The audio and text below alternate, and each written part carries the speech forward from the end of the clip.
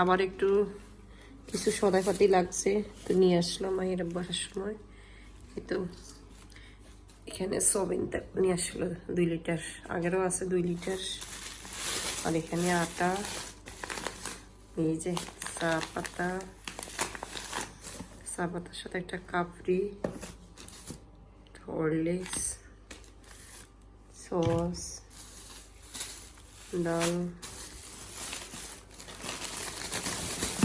2টা টিস্যু আর 1 কেজি মুড়ি আছে। হইলে এত কাপড় চোপড় হয়, বেশি লাগে। ঋণ, ম্যাগি, এই 2টা চা। আমি মাঝে মধ্যে দোকানে চা খাইতে ইচ্ছা করলে তো এটা দিয়ে মাঝে মাঝে খাই, সবসময় না।